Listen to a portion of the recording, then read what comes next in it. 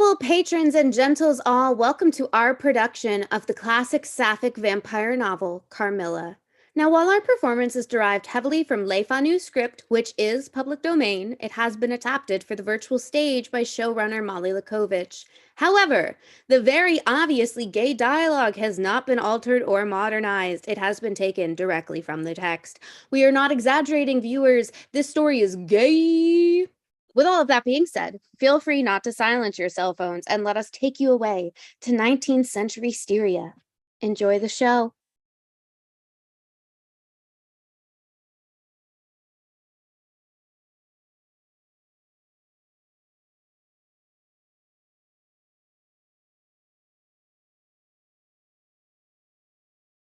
Upon a paper attached to the narrative which follows, Dr. Hasulius has written a rather elaborate note, which he accompanies with a reference to his essay on the strange subject which the manuscript illuminates. This mysterious subject he treats in that essay with his unusual learning and with remarkable directness. As I publish, I shall forestall the intelligent lady who relates it in nothing, and after due consideration, I have determined to abstain from presenting an abstract of the learned doctor's reasoning or extract from his statement on a subject which he described as involving, not improbably, some of the profound arcana of our dual existence and its intermediates. I was anxious on discovering this paper to reopen the correspondence commenced by Dr. Hasulius so many years before with a person so clever and careful as his informant seems to have been. Much to my regret, however, I found that she had died in the interval.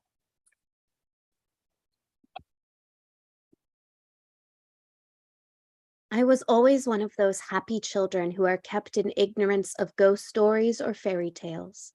That's why I thought nothing of it the first time I saw her. It was a night like any other in my childhood. I fell asleep alone in my grand room, expecting another peaceful night of rest. But I was awoken by the sensation as if two needles ran into my neck, very deep, at the same moment. When I opened my eyes, there was a lady at the foot of my bed. I am now going to tell you something so strange that it will require all your faith in my veracity to believe my story.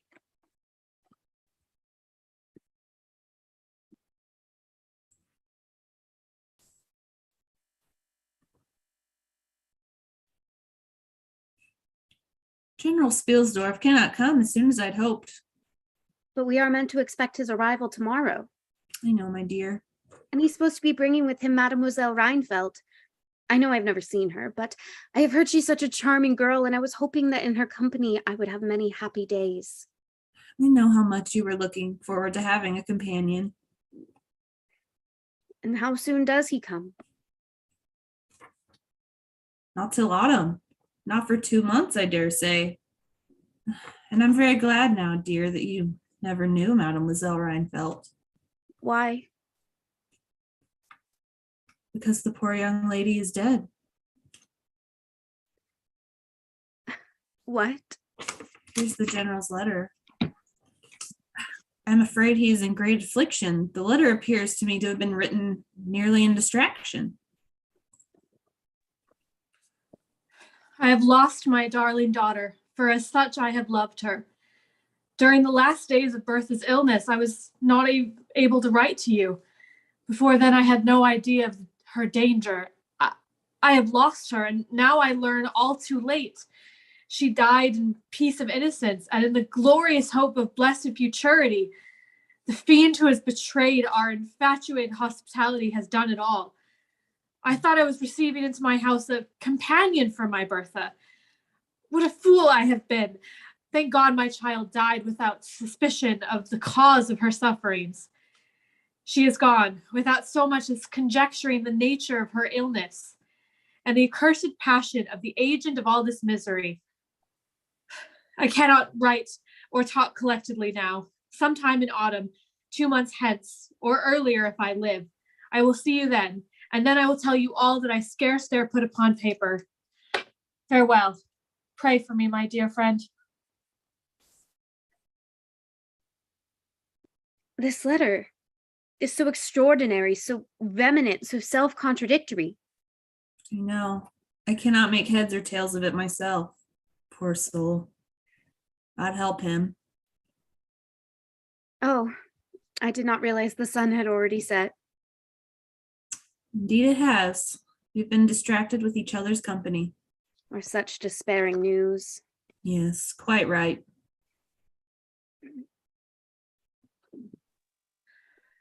The moon this night is full of idyllic and magnetic influence.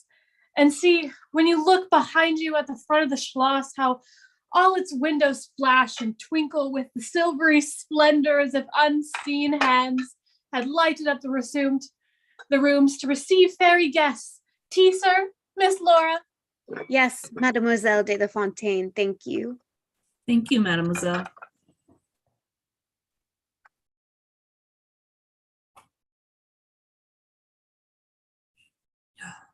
I have got into one of my moping moods tonight. In truth, I know not why I'm so sad. It wearies me. You say it wearies you, but how I got it, came by it. I forget the rest, but I feel as if some great misfortune were hanging over us. I suppose the poor general's afflicted letter had something to do with this. Do you hear that? It's coming from outside. The sound of carriage wheels and many hoofs upon the road arrested our attention. It seemed to be traveling carriage of a person of rank, and we were immediately absorbed in watching that very unusual spectacle. It quickly became more interesting when it came thundering towards us with the speed of a hurricane. I knew what was coming. I covered my eyes and turned my head away. At the same moment, I heard the cry of a woman.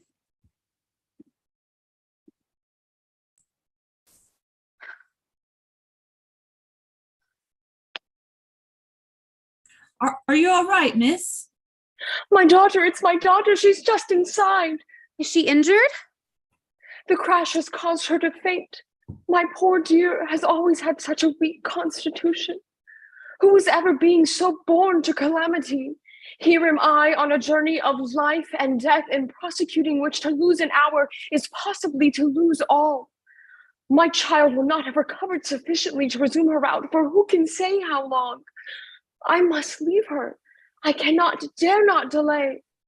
How far, sir, can you tell me is the nearest village? I must leave her there, and shall not see my darling or even hear of her till my return 3 months hence. If Madame will entrust her child to the care of my daughter and her good governess, Madame Perrodon, and permit her to remain our guest under my charge until her return, it will confer a distinction and an obligation upon us, and we shall treat her with all the care and devotion which so sacred trust deserves. I cannot do that, sir. It would be to test your kindness and chivalry too cruelly. It would, on the contrary, be to confer on us a very great kindness at the moment when we most need it. My daughter has just been disappointed by a cruel misfortune and a visit from which she had long anticipated a great deal of happiness. If you confide this young lady to our care, it will be her best consolation. The nearest village on your route is distant and affords no such inn as you could think of placing your daughter. My daughter speaks the truth, and you cannot allow your own daughter to continue her journey for any considerable distance without danger. If, as you say, you cannot suspend your journey, you must part with her tonight, and nowhere could you do so with more honest assurances of care and tenderness than here. You are sure of this endeavor? Most ardently.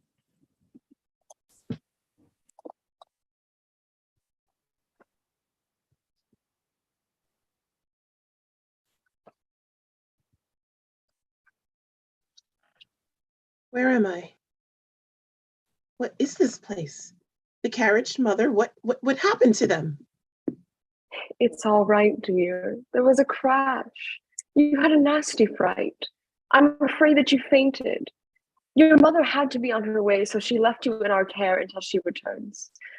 I'm Madame Perrodon. I am Miss Laura's governess, and for the duration of your stay, I shall be yours.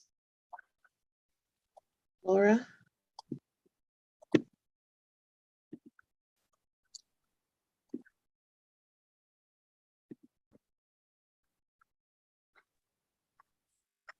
Do you think she's all right?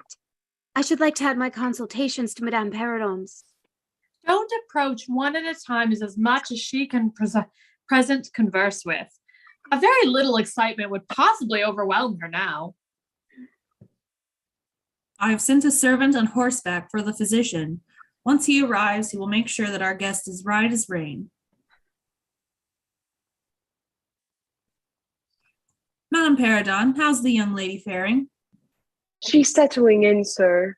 How do you like her? Tell me all about her. I like her extremely.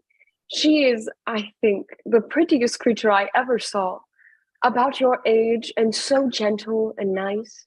She is absolutely beautiful. And such a sweet voice.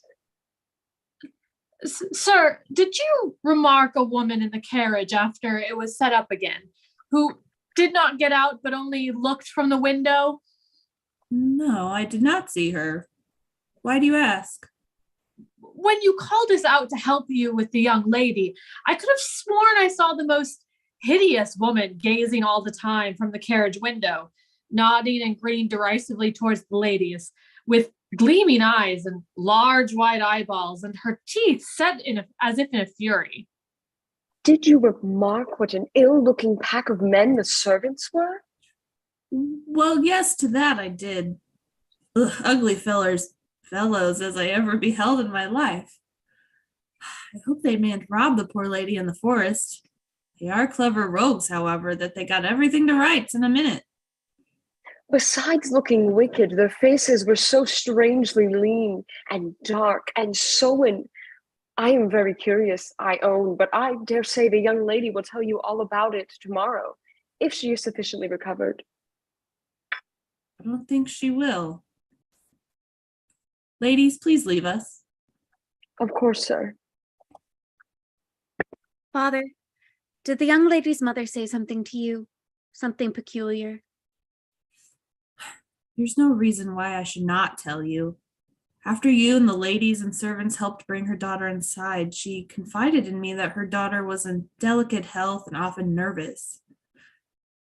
But she made sure to clarify that she was not subject to any kind of seizure nor any illusion, that she was in fact perfectly sane.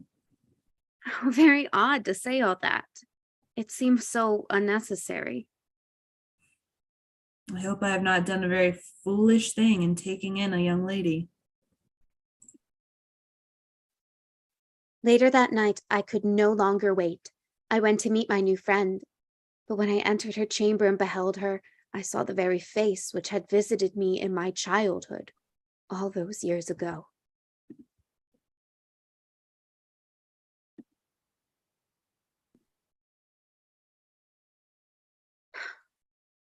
How wonderful. 12 years ago, I saw your face in a dream, and it has haunted me ever since. Wonderful indeed. 12 years ago, in vision or reality, I certainly saw you. I could not forget your face. It has remained before my eyes ever since. I must tell you my vision about you. Please do. One night, I awoke in a room that was not of my own, and I saw you there sleeping. Your looks won me. I climbed onto the bed and put my arms about you, and I think we both fell asleep. I was aroused by a scream. You were screaming, and I was frightened, and I slipped down upon the ground, and it seemed to me lost consciousness for a moment. And when I came to myself, I was back in my own room. Your face I have not forgotten since. I am sure this is not a mere resemblance. You are the lady who I saw. I am equally assured. I don't know which should be most afraid of the other. If you were less pretty, I should think I should be very much afraid of you. But being as you are, and you and I being both so young, I feel only that I have made your acquaintance 12 years ago and have a right to your intimacy. It seems as if we were destined from our earliest childhood to be together. Tell me, do you feel as strongly drawn to me as I do to you? I must confess, The truth is that I feel rather unaccountably towards you. You beautiful stranger, your beauty has won me as you say mine has won you. Tell me your name. Laura, and yours? Carmilla. Laura, I have never had a close companion, a true friend. Shall I find one now? Yes. Father thinks that you ought to have a maid or Madame Perrodon sit up with you tonight. How kind of you all, but I could not sleep. I never could with an attendant in the room. I shan't require any assistance and shall confess my weakness. I am haunted with the terror of robbers. Robbers? You see, our house was robbed once and 2 servants murdered. So I always lock my door. It has become a habit. And you look so kind, and I'm so sure that you'll forgive me. Of course. Good night, my darling. It is very hard to part with you, but good night.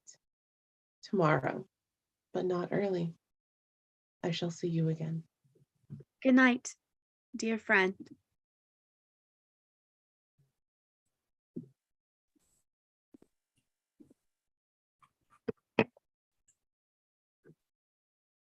Is our guest not yet awake?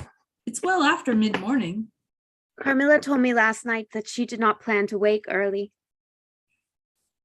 She must still be exhausted from yesterday's ordeal. Indeed. Good morning. Good morning, Miss Carmilla. Good morning. Mademoiselle La Fontaine, please bring Carmilla some breakfast.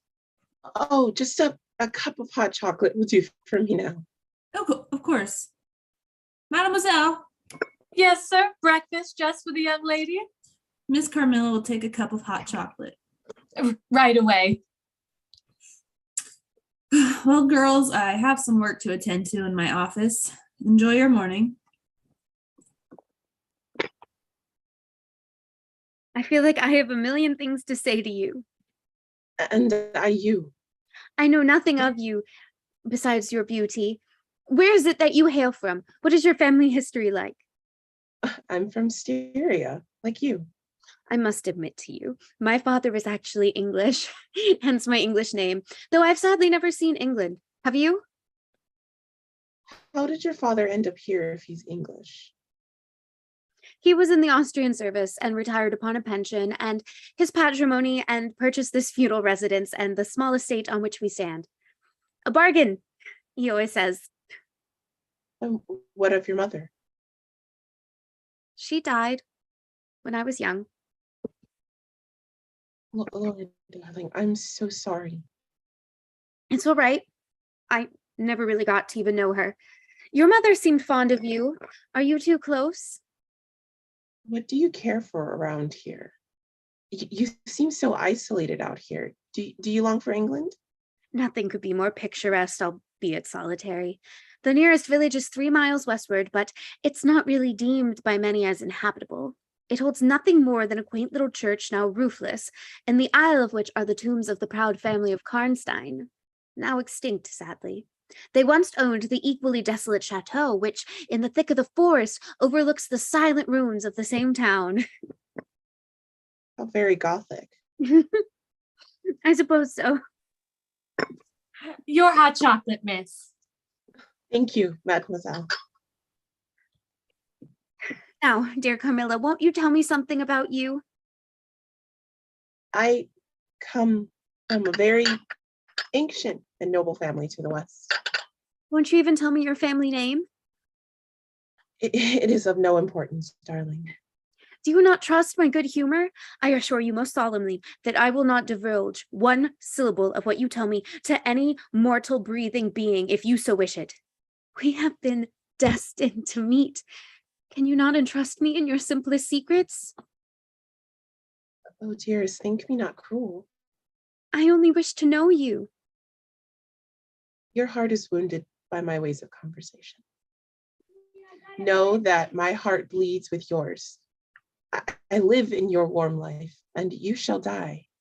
Die sweetly, die into mine. I cannot help it. I draw near to you, and you in turn will draw near to others, and learn the rapture of that cruelty which yet is love. So, for a while, still to know no more of me and mine, but trust me with all of your loving spirit. Whenever she had spoken such a rhapsody, she would press me closely in her trembling embrace, and her soft kisses would gently glow upon my skin. Her murmured words always sounded like lullabies. We went on to spend every moment we could together, staying up late into the night, whispering our words into the air. I shared my soul with her, my strange and beautiful companion.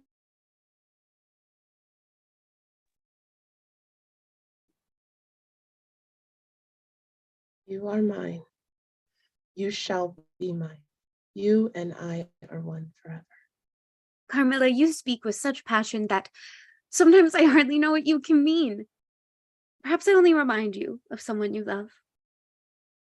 Don't speak like that, Laura.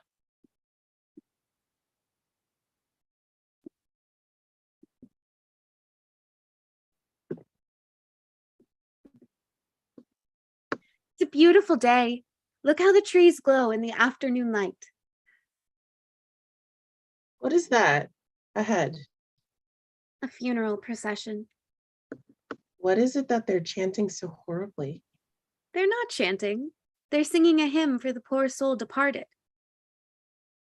Don't you perceive how discordant that is? I think it very sweet, on the contrary. You pierce my ears. Besides, how can you tell that your religion and mine are the same? Your feelings wound me, and I hate funerals. What a fuss. Why must you die? Everyone must die, and all are happier when they do. Let's go home. My father has gone on with the clergyman to the churchyard. I thought you knew she was to be buried today. She? I don't trouble my head about peasants. I don't know who she is. She is the poor girl who fancied she saw a ghost a fortnight ago and has been dying ever since till yesterday when she expired. Tell me nothing about ghosts. I shan't sleep tonight if you do. I hope there is no plague or fever coming. All this looks very like it. The swineherds, something, seized her by the throat as she lay in bed and nearly strangled her. Papa says such horrible fancies do accompany some forms of fever. She was quite well the day before. She sank afterwards and died before a week. Well, her funeral is over. I hope her and her hymn sung, and our ears shan't be tortured with that discord and jargon. It has made me nervous. Stay here beside me, stay close. Will your ladyships be pleased to buy an amulet against the vampire, which is going like the wolf I hear through these very woods? They are dying of it right and left, and here is a charm that never fails. Only pinned to the pillow, you may laugh in the creature's face. Ha ha ha. See here, my lady, I profess, among other things less useful, the art of dentistry. Plague take the dog, silence beast. He howls so that your ladyships can scarcely hear a word. Your noble friend, the lady with the curly hair, he has the sharpest tooth, long, thin, pointed like an awl, like a needle. Ah, have I offended? How dare you insult us so? Vampires? Dentistry? Stuff and nonsense. Come, Laura. Come, let's go to let's way home. Never trust a stranger friend. You never know how it may end. Now is then 'tis simple truth. Sweetest tongue has sharpest tooth.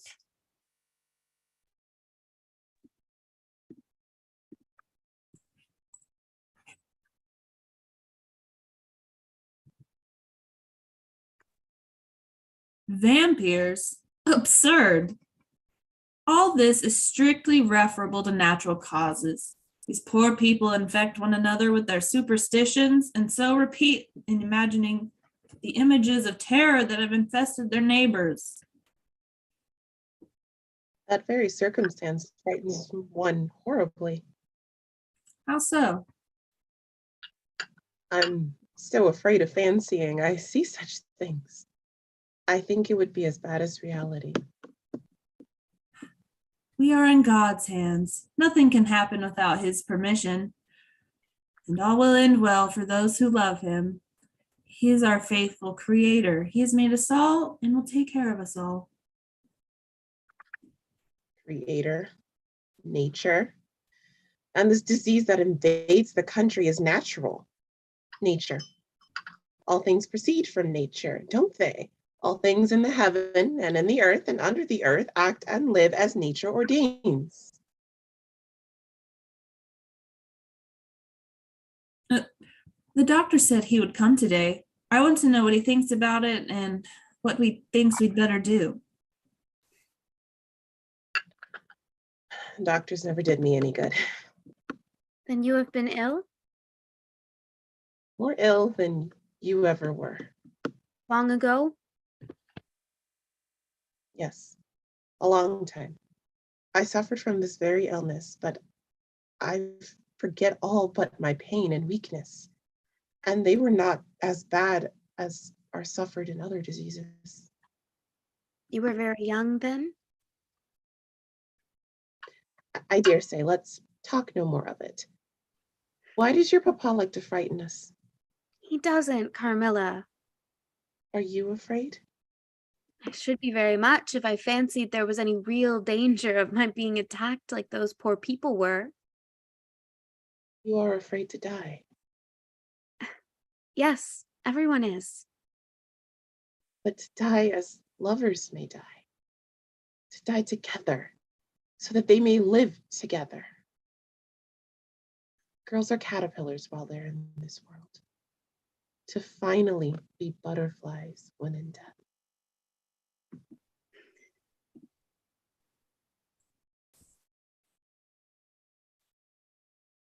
Well, I do wonder at a wise man like you. What do you say to hippogriffs and dragons? Nevertheless, life and death are mysterious states, and we know very little of the resources of either. I did not then know what the doctor had been broaching, but I think I guess it now.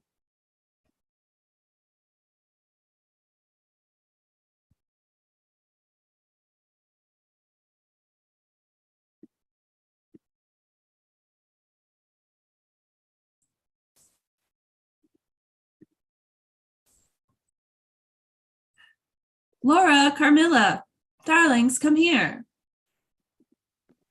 What's this? Some portraits of your late mothers. They just arrived from Graz. There's a picture that I've not seen yet.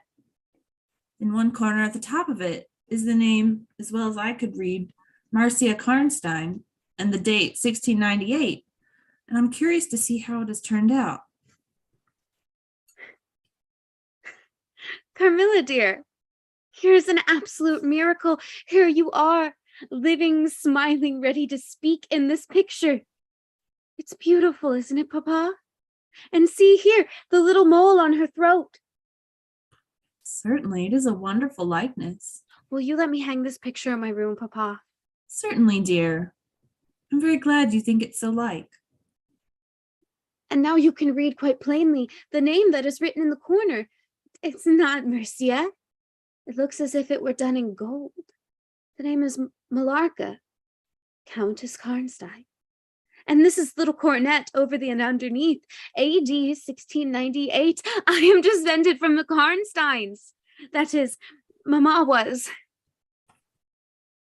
Huh. So am I think, of very long descent, very ancient. Are there any Karnsteins living now?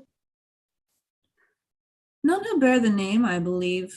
The family was ruined, I believe, in some civil wars long ago, but the ruins of the castle are only about 3 miles away. How interesting. But see, what a beautiful moonlight. Suppose you take a little ramble around the court and look down at the road and the river? It is very much like the night you came to us.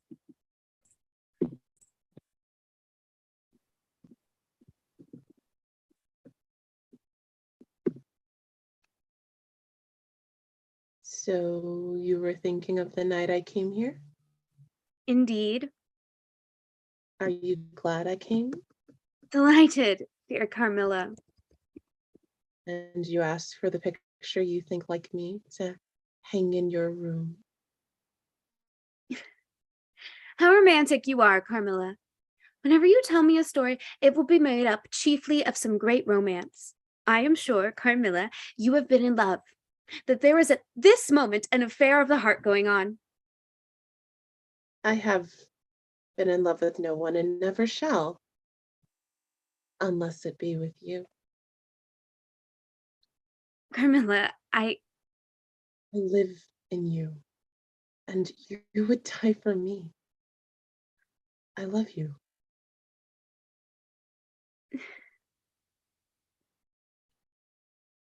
Is there a chill in the air, dear?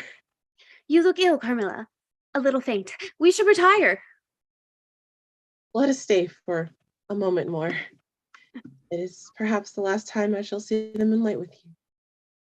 Carmilla, darling, are you well? Dear Laura, there's nothing wrong with me.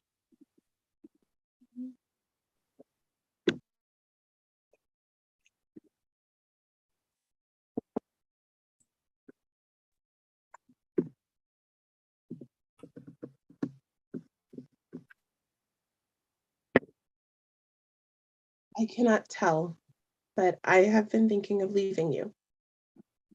You have already been too hospitable and too kind to me. I have given you affinity of trouble, and I should wish to take a carriage tomorrow in post pursuit of her. I know where I shall ultimately find her, although I dare not tell you. But you must dream of no such thing.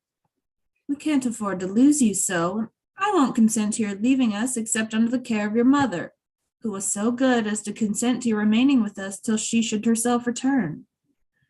I should be quite happy if I knew that you heard from her, but this evening the accounts of the progress of the mysterious disease that has invaded our neighborhood grow even more alarming, and my beautiful guest, do not feel the responsibility, unaided by advice from your mother, very much. But I shall do my best, and one thing is certain, that you must not think of leaving us without her distinct direction to that effect. We should suffer too much in parting from you. Thank you, sir, 1,000 times for your hospitality. You have all been too kind to me. I have seldom been so happy as in all of my life as in your beautiful home.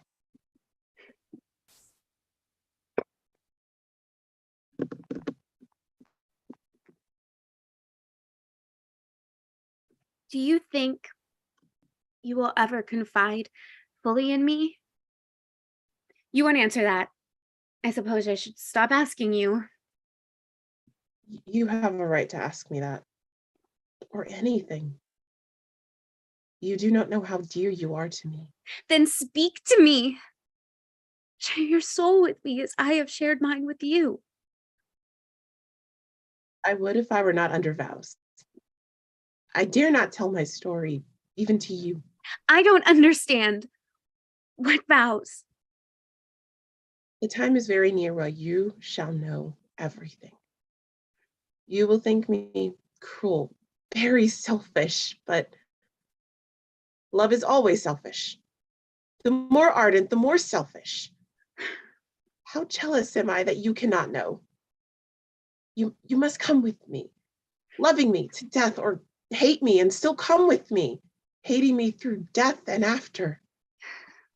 You are talking your wild nonsense again. Not I, silly fool as I am, and full of whims and Fancies. For your sake, I'll talk like a sage. Were you ever at a ball? No! How you do run on. What is it like? I almost forget. It was years ago. You are not so old. Your first ball cannot be so soon forgotten. I remember everything about it.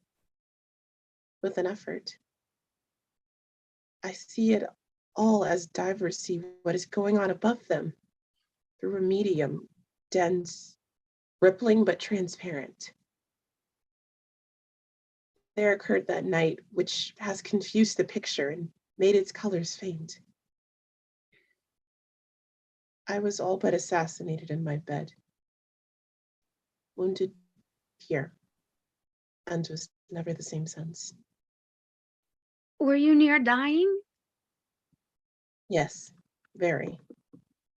A cruel love, a strange love that would have taken my life. Love will have its sacrifice. No sacrifice without blood. Let us go to sleep now. I feel fatigued. Will you lock my door as you go? I dreamt of needles in my neck, a burning pain, a figure at the foot of my bed with dark flowing hair. The next morning, I did not want to be alone while Carmilla slept late as she always did. I should have told my father. I should have told him about the dream from my childhood back again, but I was afraid of alarming him.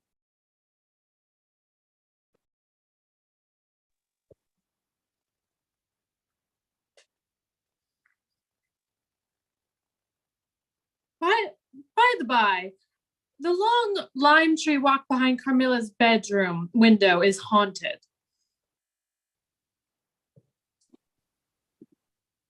Stuff and nonsense.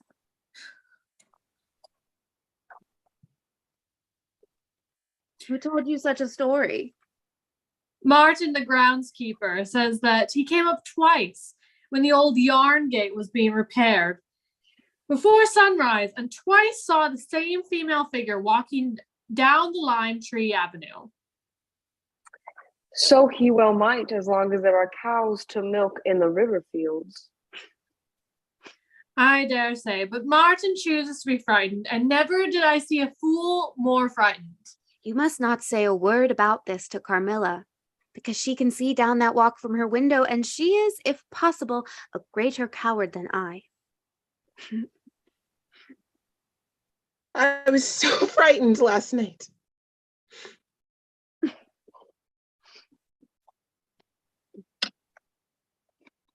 I am so sure I should have seen something dreadful if it were not for the charm that I bought from the poor peddler, whom I called such cruel names. You bought a charm from him? I had a dream of something black coming around my bed and awoke in a perfect horror. And I really thought for some seconds I saw a dark figure near the chimney piece. But I felt under my pillow for my charm, and the moment my fingers touched it, the figure disappeared. And I felt quite certain that had I not had it by me, that something frightful would have made its appearance and perhaps throttled me, as it did those poor people we heard of. I dreamed rather the same thing. And do you have a charm about you? No, I do not have one. I purchased two. Shall I give you the other? Yes, I suppose if you have so much faith in it. I do.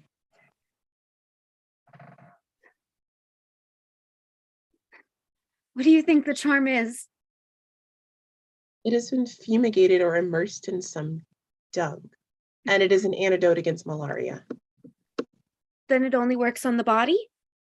Certainly. You don't suppose that evil spirits are frightened by its bits of ribbon or the perfumes of a druggist's shop? No. These complaints, wandering in the air, began by trying the nerves, and so infect the brain, but before they can seize upon you, the antidote repels them. That I am sure what the charm has done for me and will do for you. It is nothing magical, simply natural.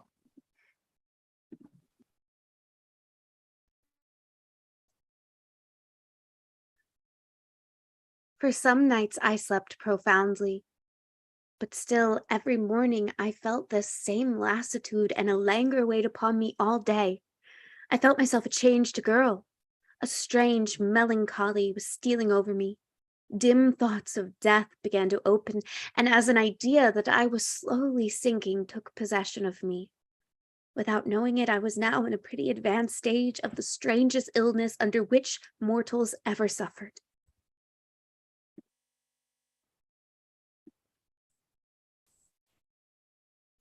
Darling, you're ill. You must admit this. I will call for the doctor at once. Really, Father, I'm fine. Carmilla!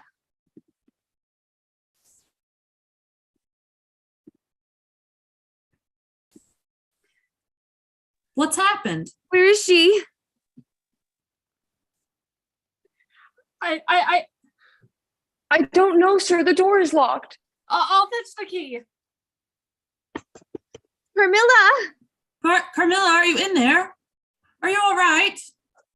I've called out for her many times. We've been banging ourselves. No idea in heaven what's wrong. Here, I have the key. Give it to me.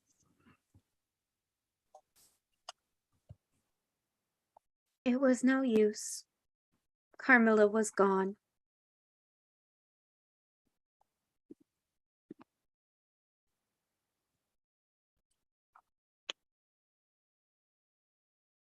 It's past 1 o'clock, miss.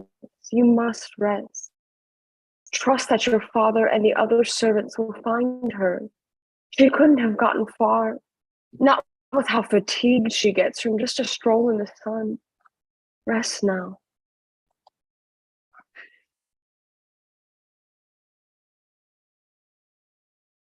Hello, darling.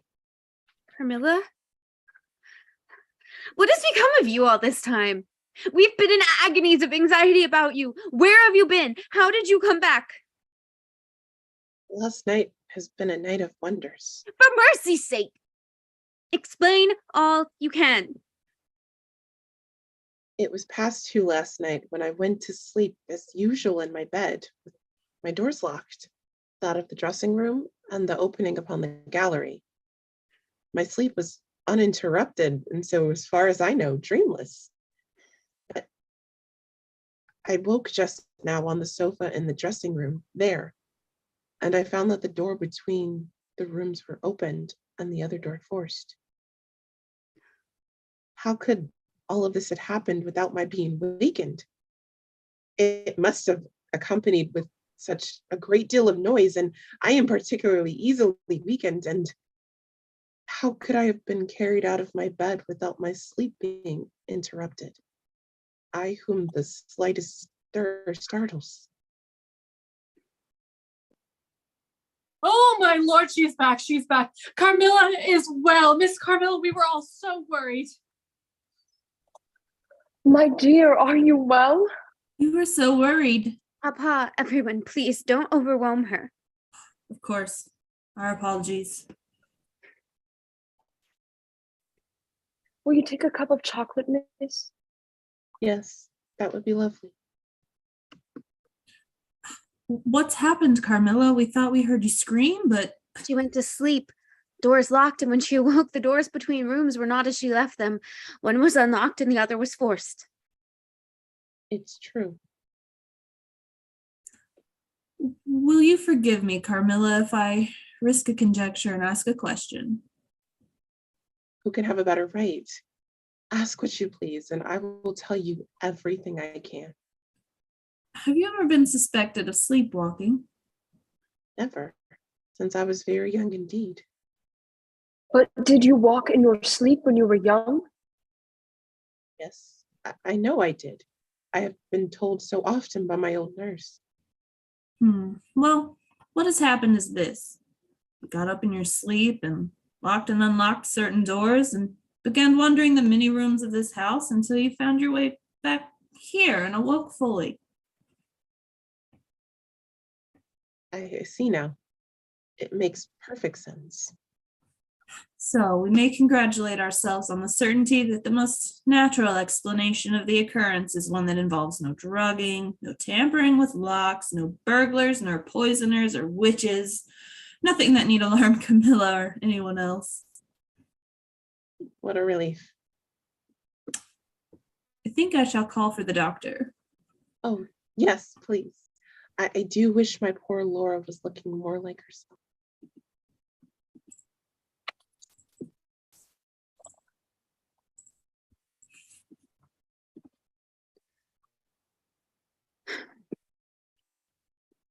I dare say, doctor, you are going to tell me that I am an old fool for having brought you here. I hope I am. You mentioned it. You mentioned a sensation like that of two needles piercing the skin somewhere about your neck on a night when you experienced your first horrible dream. Is there still any soreness? None at all. Can you indicate with your finger the point at which you think this occurred? Very little below my throat. Here. Dear, the hem of your dress covers the area you referred to a little bit.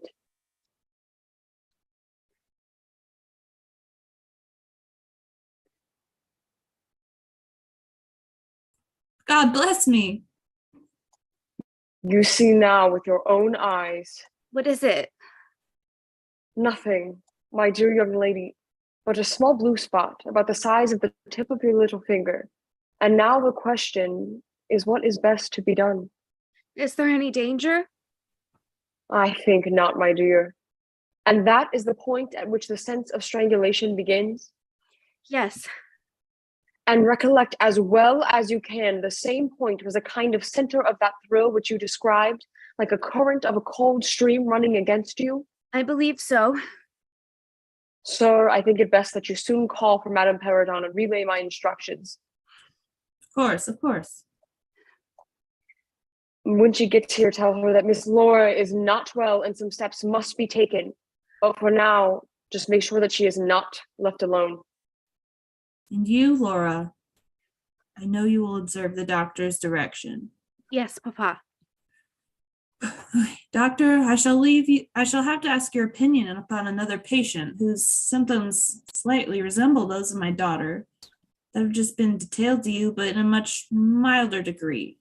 She's a guest of ours, but she does not come down until the afternoon.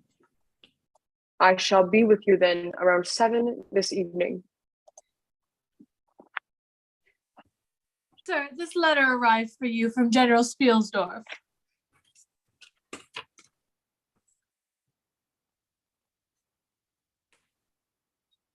This letter has been delayed. He might have been here yesterday, and he might yet come tomorrow. Papa, will you answer me something? Perhaps. Does the doctor think me very ill? No, dear. He thinks if the right steps are taken, you will be quite well again. At least on the high road to a complete recovery in a day or two. I do wish our friend the general had chosen any other time to visit. That is, I wish you had been perfectly well to receive him. But what does the doctor think is wrong with me? Nothing. You must not plague me with these questions. You shall know all about it in a day or two. That is all that I know. In the meantime, you are not to trouble your head about it. Try not to worry, miss. I'm sure all will be well.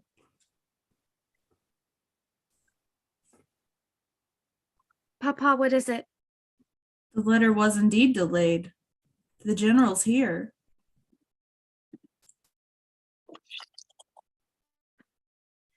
Dear viewers, we will now take a brief 5-minute intermission. Please use this time to go to the restroom, replenish your refreshments, perhaps get yourself a cup of hot chocolate. Whatever you do, stay alert. You never know what lurks out in the night. We will return to Styria in just a few minutes.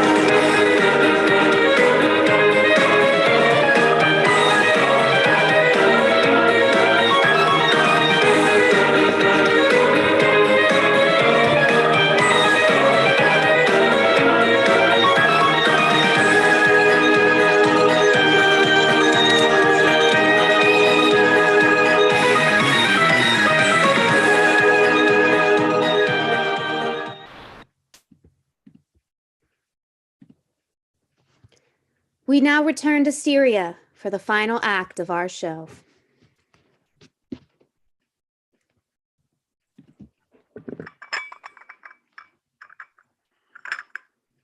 My friend, it is obvious something extraordinary has befallen you since we've seen you last. If it is not too painful, would you share your experience with us?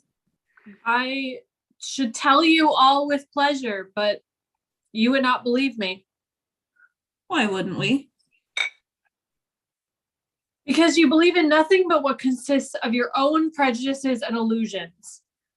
I remember when I was like you, but I've learned better. Try us. My daughter is right, my friend. We are not so very the dogmatists that you think us to be. And I very well know that you require proof for what you believe. I am therefore strongly predisposed to respect your conclusions. You're right in supposing that I have not been led lightly into a belief in the marvelous, and I've been forced by extraordinary evidence to credit that which ran counter, diametrically to all my theories. I've been made the dupe of my preternatural conspiracy. Go on. You mentioned when I first arrived that you planned to go today to the ruins of Karnstein. That is, you intended to journey there before hearing of my coming. Papa? That I did. I ask that you take me with you. Why? There is a ruined chapel there, isn't there? With a great many tombs of that extinct family? Indeed there are. I hope you are thinking of claiming the title and estates. Something very different.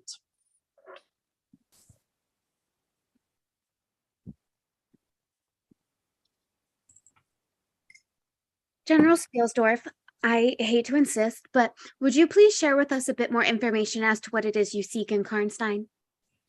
I admit, my friend, I would normally reprimand Laura for such frankness amongst guests, but I myself am curious as to the intent of your mission. I mean to unearth some of those fine people. I hope by God's blessing to accomplish a pious sacrilege here, which will relieve our earth of certain monsters. Oh. I have strange things to tell you, my dear friends, such as I myself would have scouted as incredible a few months since. The house of Karnstein has been long extinct, 100 years at least. My dear wife was maternally descended from the Karnsteins, but the name and the title have long ceased to exist. The castle is a ruin, the very village is deserted. It is 50 years since the smoke of a chimney was seen there, not a roof left. Quite true. I have heard a great deal about that since I last saw you. A great deal that will astonish you. But I had better relate everything in the order in which it occurred. Sir, you have seen my dear child. Only 3 months ago, she was blooming.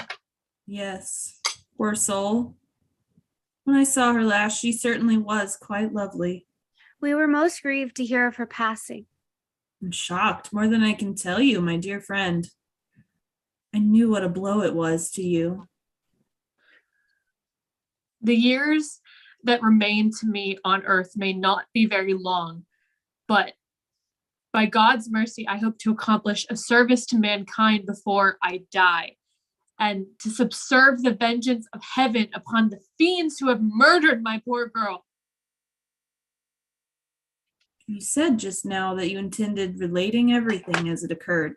Pray do. I assure you that it is not mere curiosity that prompts me. How far is it to the ruins? About half a league. Let us hear your story. My dear child was looking forward with great pleasure to the visit you had been so good as to arrange for her and your charming daughter. In the meantime, we had an invitation to my old friend, the Count Karsfeld, whose Schloss is about 6 leagues to the other side of Karnstein. It was to attend the series of fetes, which you remember, were given by him in honor of his illustrious visitor, Grand Duke Charles. Yes, and very splendid, I believe they were. Princely. But then his hospitalities are quite regal. The night for which my sorrow dates was devoted to a magnificent masquerade. The grounds were thrown open, the trees hung with colored lamps. There was such a display of fireworks as Paris itself had never witnessed, and such music, is my weakness. Such ravishing music.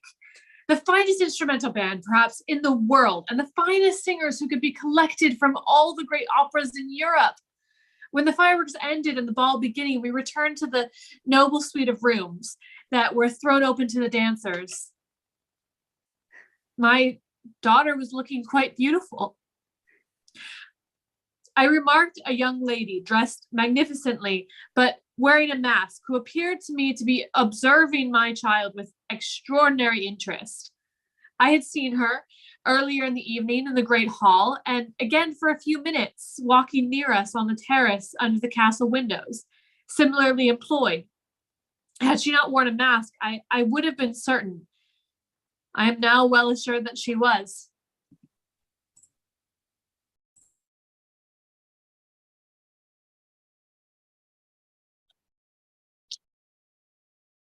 Hello, dear. Oh, hello. I do hope you will forgive me for being so forward and telling you that I have been watching you all night. Oh my. I I don't believe in all of my life I have seen a soul so more beautiful. You speak with such boldness. Have we met before? Sadly, no. But I am a very old acquaintance of your father.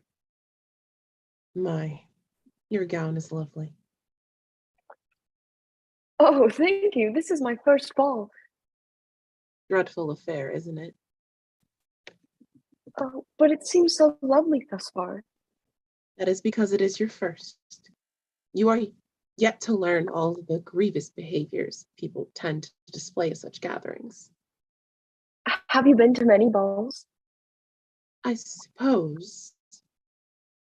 Won't you remove your mask, dear? Let me see your beauty in full.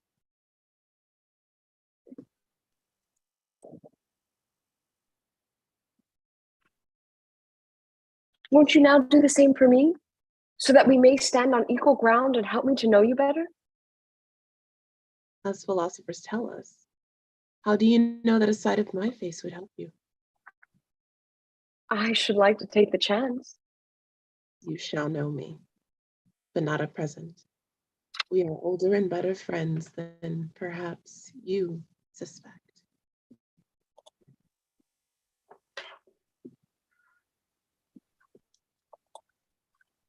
Good sir, I do believe that our daughters have become good friends. Aha, so they are. I am General Spielsdorf, and who are you? Seek to learn more about me than you might already guess. Our distinguished host has reasons for such secrecy. A lady of mystery, how intriguing. I feel as if you are already an old friend. General, I would implore you a request one does a dear friend, that you take care of my daughter Millarca for the rest of the night, for I have so suddenly been called away and won't be back for several days. What a strange request to ask of a stranger. Papa, you must come meet my new friend Millarca. Of course, darling. One moment.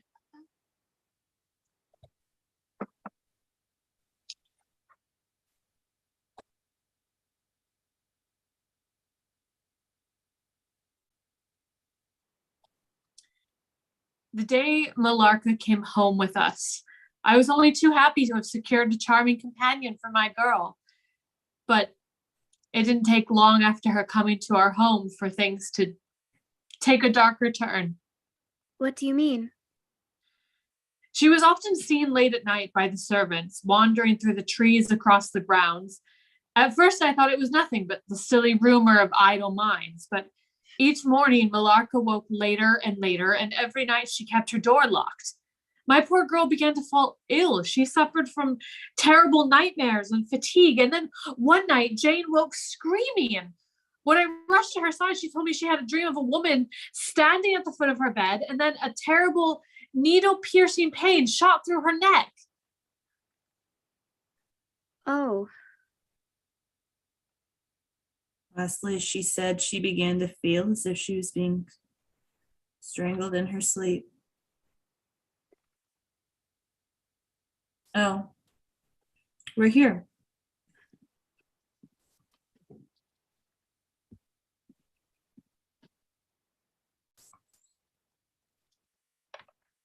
So this was once the palatial residence of the Karnsteins. Indeed, my friend. It was a bad family, and here its blood-stained annals were written. It is hard that they should, after death, continue to plague the human race with their atrocious lusts. We must search for the grave of Malarka Karnstein. I think I hear the axe of a woodsman nearby. Perhaps he could give us directions if he's familiar with the place. we have a portrait of Malarka at home. You do? Should you like to see it? All in time, dear friend. There! It's the grave of Malarka. Dear Lord, she's been dead for more than a century. Not so dead as you fancy, I'm told. It is my plan to wreak vengeance on her. What vengeance could you possibly mean? I mean, to decapitate the monster and burn her body. What? Good God, man. Cut her head off. I with a hatchet. My friend, your dear child is pale and fatigued. Have her sit and rest a while. I am perfectly well. You are the one who is speaking of madness. Laura. Ah, he means to desecrate a grave. Hello there. Are your folks all right? I heard shouting. My good man, might you tell us how came this village to be deserted? It was troubled by revenants, sir. Several were tracked to their graves, there detected by the usual tests, and extinguished in the usual way, by decapitation, by the stake, and by burning. But not until many of the villagers were killed. This cannot be. I'm afraid so, miss. After all of these proceedings, according to law, so many graves opened and so many vampires deprived of their horrible animation, the village was not relieved. But a Moravian nobleman who happened to be traveling this way heard how matters were, and being skilled in such affairs, he offered to deliver the village from its tormentor. He did so thus. There being a bright moon that night, he ascended shortly after sunset, the towers of the chapel from whence he could distinctly see the churchyard beneath him. From this point, he watched until he saw the vampires come out of his grave and place near it the linen clothes in which he had been folded, and then glide away towards the village to plague the inhabitants once more. What did he do?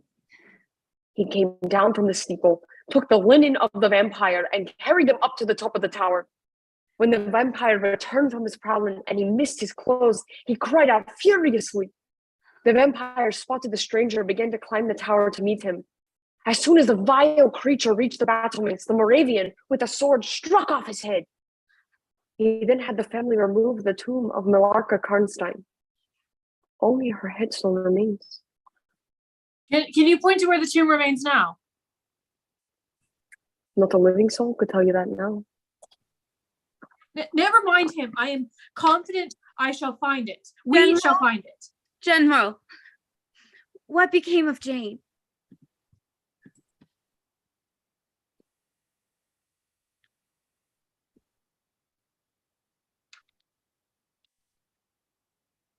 So what is the diagnosis? I fear, General, that what you need is not a physician, but a conjurer. What? Absurd. Do you mean to tell me that my daughter suffers from some kind of witchery? I have stated all fully in this note, which I place in your hands upon the distinct condition that you send for the nearest clergyman and tell him to come as soon as possible. Surely you can't be serious. You are on no account to read it until he is with you. You would despise it else, and it is a matter of life and death. Should the priest fail you, Then indeed you may read it. I should sooner call the madhouse for you than a priest for my daughter. General, I implore you, for Jane's sake, call for a priest. I fear I cannot spend another moment in this house.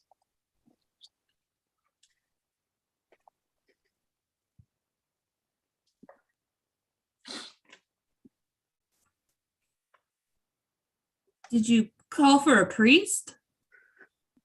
Despite my skepticism, I did. What did the priest say of Jane's sickness? Nothing. Nothing. You see, Jane was already dead by the time he arrived. Dear God.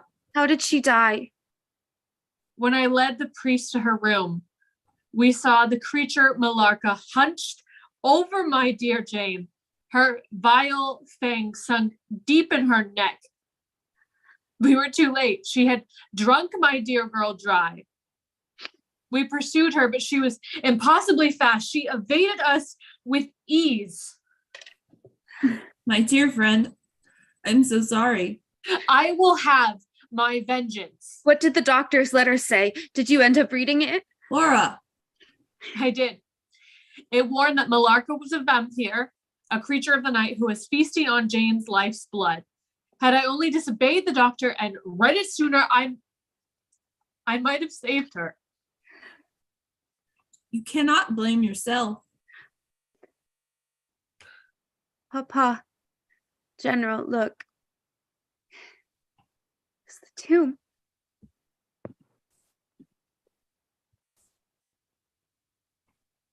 The general rushed to open the tomb, and there I saw, in a stone coffin, the beautiful face and figure of my Carmilla. She was asleep, surrounded by the blood of her victims.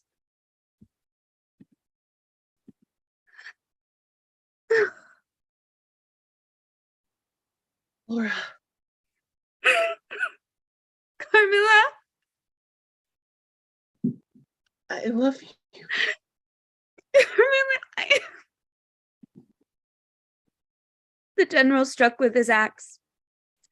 I heard a horrible screaming as I watched my beloved Carmilla's head fall from her neck.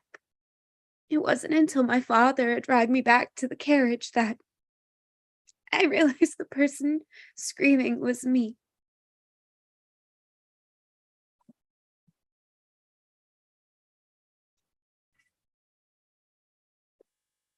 I write all this to you, supposed with composure, but far from it. I cannot think of it without agony. Nothing can sway me in this pain. Thus, I conclude my account of all that I witnessed in regards to the vampiric form of the supposedly late Millarca Karnstein, who was only ever to me, my beloved Carmilla.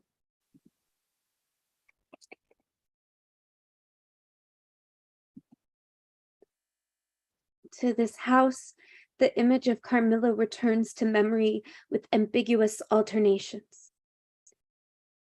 Sometimes the writhing, bloodied fiend I saw that day in the tomb. But more often, of the beautiful girl I knew, the beautiful girl I grew to love with the purest love that only young lovers innocent of the horrors of the world can ever truly know. Since that horrible night in the ruins of the old Karnstein church, I have started fancying I heard the light step of Carmilla's footsteps at the drawing room door.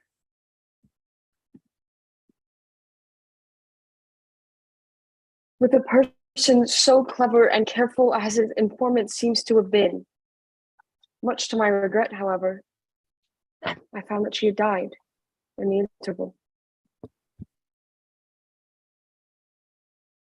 I love you, Laura. I love you too. Noble patrons, gentles all, let's hear it for our amazing cast. First up, making their second appearance with A Cow Jumped Over the Moon Theater as General Spielsdorf, amongst several other roles tonight, it's Britt Alexandria Sims. This next lovely performer took to the stage yet again as Madame Peridon, amongst other roles, and they also directed the show. It's Emily Jacobson. Next, give it up for the stunning actress who took to the stage tonight as Laura's father. It's Spooky Mal. And this stunning individual brought to life the title vampiress herself. It's LGBT. And lastly, not only did she take to the virtual stage tonight as our leading Gothic lady Laura, but she's also our head showrunner and she wrote the show. It's Magical Molly. Thank you all so much for tuning in to another A Cow Jumped Over the Moon production tonight and supporting free and accessible and gay theater. We hope you enjoyed our original adaptation of Joseph Sheridan Le Fanu's Carmilla. We will now be taking a brief hiatus, and this is our last show of 2022, but we will return in March for a production of Julius Caesar. You can follow us on Instagram at Moo With Me Theater to keep up to date on all things regarding our troupe. And if you have read our program, you can follow all of the lovely cast here at their socials. We hope you enjoyed. Thank you so much for watching, and we will see you again in 2023.